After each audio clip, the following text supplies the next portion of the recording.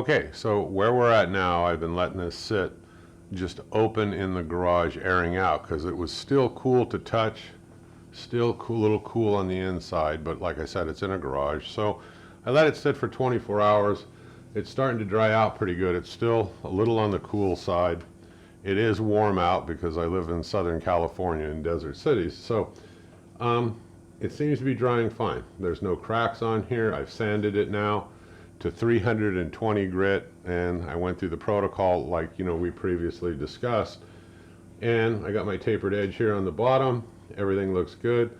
I'm going to let this sit for about another couple of days, and we'll check the moisture content. Okay, so it's been sitting for a couple of days now, and I pretty much can tell when it's nice and dry. I don't feel any more coolness or dampness, and it's created like an equilibrium with the inside of the garage. Now this is all dependent on your environment, temperature, and everything else, but hasn't cracked out. I kept an eye on it. It seems to be looking real good. We've sanded it to 400. Now, if you happen, and I'll leave in the link below, I have a device, it's a moisture meter. It's from a company called General. Got it quite a while back. And so all you do is you turn it on. It has a 9-volt battery. And I can go ahead with these little pointed prongs. I can touch it to the wood like this. Okay, and I'm at about 15% is what it's telling me here. Now, if you have this device, I would check it in several different areas. I mean, I would check it.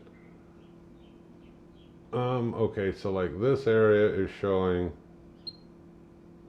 around 8%. And so if I turn it, again, I'm around 8%. Turn it, 6.5. I come down here lower to the base where it's cooler, and I'm at 15. I usually look for anything less than, like, let's say 12%, give or take, and down if I'm using, this particular little moisture meter. It's fairly accurate, but you want to check it in different spots and get kind of an idea and an average of how well it's drying. But you can use this from when you begin, all the way to, well, when you end if you want to. So I use this also.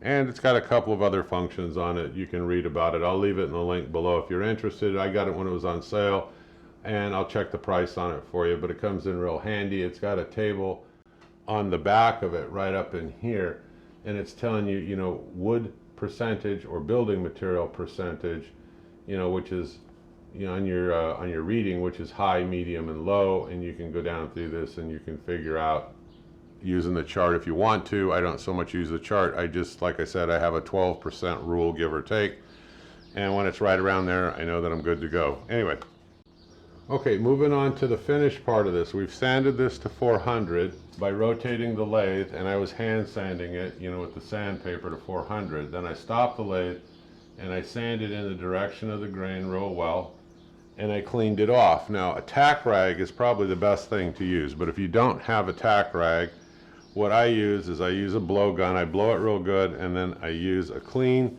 you could use a paper towel, I suppose, but I use a clean piece of scrap cloth like an old t-shirt. I wipe it down real good, I blow it off again, and I know that I'm good to go. Now, I also have that dollar store glasses. I take one final look at this by rotating it slowly and looking and make sure I've got out all the imperfections and the sanding marks and everything looks real good. This will improve your finish greatly by doing the prep work correctly. Okay, now we're ready now for that wipe on poly. Now, you can put this on a couple of different ways.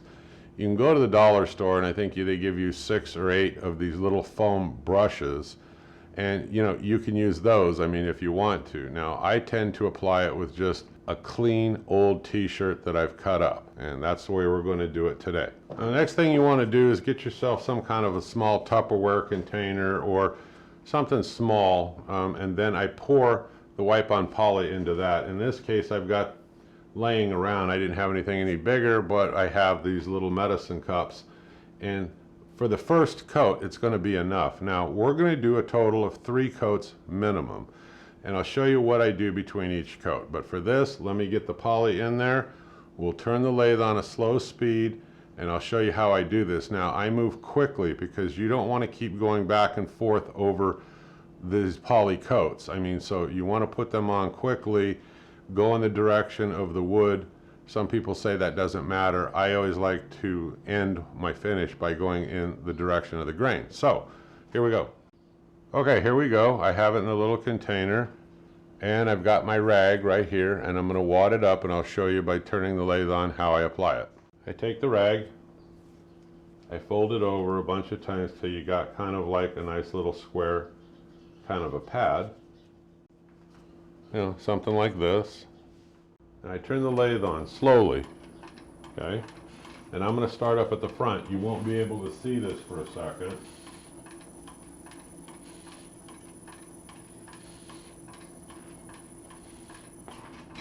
Okay, here we go. And little medicine cups are disposable, so that makes it kind of nice. Now I start down here at the very bottom, and I just come up like this.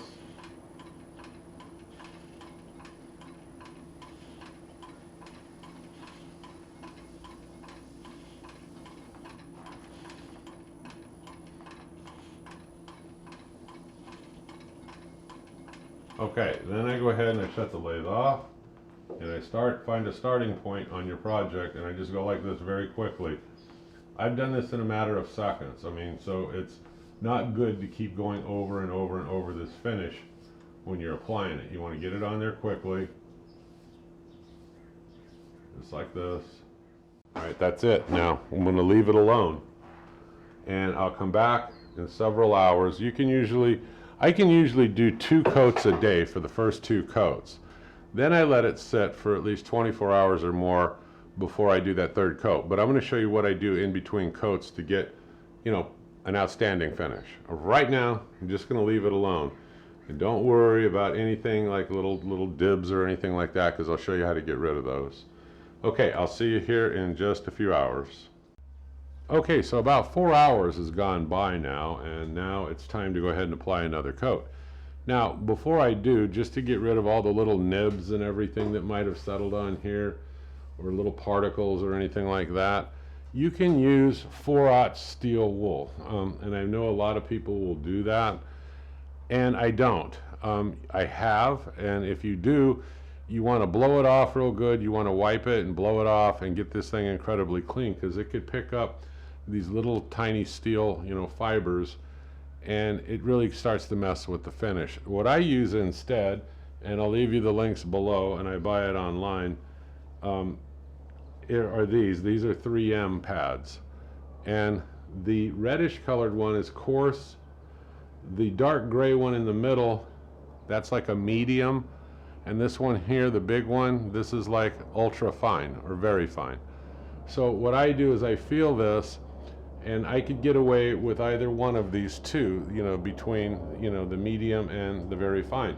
But I'm going to go ahead and I'll use the very fine. So all you do, and you do this lightly, and I do this sometimes with the lathe off, but you could do it with it on, I suppose, if you wanted to. But all I do is I just find a starting point, like let's say right here, and I just very gently go like this, and I rub it. And that's it. You just very lightly go over it and then feel it, and you'll feel that it's almost like glass. It's nice and slick and smooth. So let's blow this off, and we'll do the 2nd coat.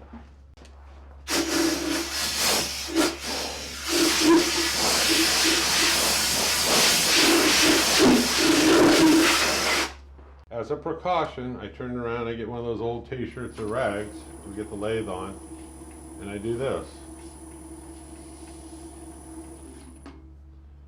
And that gets it super clean. And then if you wanted to, you could give it a little blow. You could blow it off again. But now this thing is absolutely clean. It's ready for that 2nd coat. So let me pour some and let's get right to it. This is not a big project, so like I said, I use these little medicine cups right here, and I just put some in there. Okay.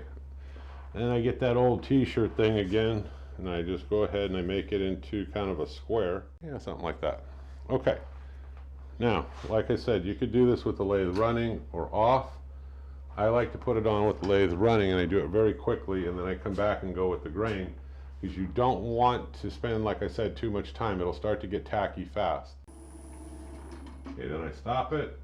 Now if I take a look here, you want to touch this as least as possible, but you see a couple of spots, you can just go like this very quickly. You can go with the grain, overlap like 50%, and very quickly just go like this. It'll fill in anything where it's skipped or any imperfections or anything like that.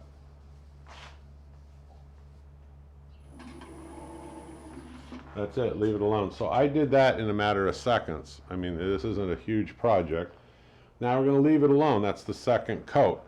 Then we're going to do everything like I was just talking about one more time, and we'll decide if we want to put on more than 3 coats or if that's going to look good enough. Now what I'm using is I'm using that wipe-on poly, and this is a clear gloss. I mean, it comes in semi-gloss satin, it's your choice, but this is what I had, and for this project this is what I'm going to use. But let's get a close-up of this, and I'll be back with you in about 3 or 4 hours.